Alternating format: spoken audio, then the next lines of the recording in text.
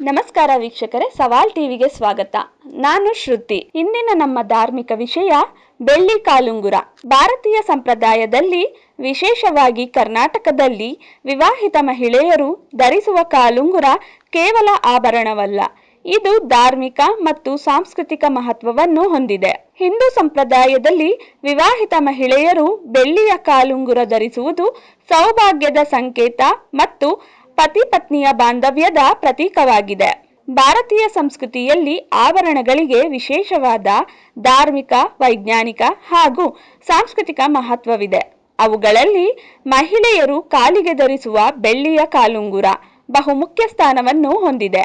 ಇದು ಕೇವಲ ಅಲಂಕಾರ ಮಾತ್ರವಲ್ಲದೆ ಆರೋಗ್ಯ, ಶಕ್ತಿ ಮತ್ತು ಸಂಪ್ರದಾಯದ ಸಂಕೇತವಾಗಿದೆ. ಧಾರ್ಮಿಕ ದೃಷ್ಟಿಯಿಂದ ಬೆಳ್ಳಿ ಶುದ್ಧ ಲೋಹವೆಂದು ಪರಿಗಣಿಸಲಾಗುತ್ತದೆ. ಹಿಂದೂ ಸಂಪ್ರದಾಯದಲ್ಲಿ ಮಹಿಳೆಯರು ಕಾಲಿಗೆ ಚಿನ್ನ ಧರಿಸುವುದನ್ನು ತಪ್ಪಿಸಿ ಬೆಳ್ಳಿಯ ಕಾಲುಂಗುರವನ್ನು ಧರಿಸುತ್ತಾರೆ. ಕಾಲುಂಗುರವು ವಿವಾಹಿತ ಮಹಿಳೆಯ ಗುರುತಾಗಿಯೂ ಕಾಣಲ್ಪಡುತ್ತದೆ. ಇದು ದಾಂಪತ್ಯ ಜೀವನದ ಶುಭಾಶಯ ಮತ್ತು ಸಮೃದ್ಧಿಯನ್ನು ಸೂಚಿಸುತ್ತದೆ. ಸಾಂಸ್ಕೃತಿಕವಾಗಿ ಬೆಳ್ಳಿಯ ಕಾಲುಂಗುರವು ಮಹಿಳೆಯ ಸೌಂದರ್ಯವನ್ನು ಹೆಚ್ಚಿಸುತ್ತದೆ. ನಡೆಯುವಾಗ ಕಾಲುಂಗುರದ ಮಧುರ ಶಬ್ದ ಮನೆಯಲ್ಲಿನ ಸಕಾರಾತ್ಮಕತೆಯನ್ನು ಸೂಚಿಸುತ್ತದೆ ಎಂದು ನಂಬಿಕೆ ಇದೆ.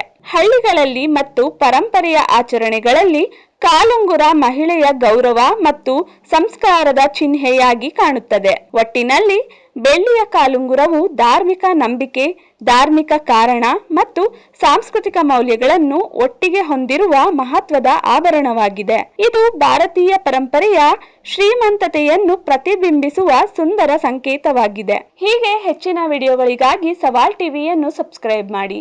ಈ ವಿಡಿಯೋ ಇಷ್ಟವಾಗಿದ್ದಲ್ಲಿ ಲೈಕ್ ಮಾಡಿ, ಶೇರ್ ಮಾಡಿ. ನಿಮ್ಮ ಅನಿಸಿಕೆಗಳನ್ನು ಕಮೆಂಟ್ನ ಮೂಲಕ ನಮಗೆ ತಿಳಿಸಿ.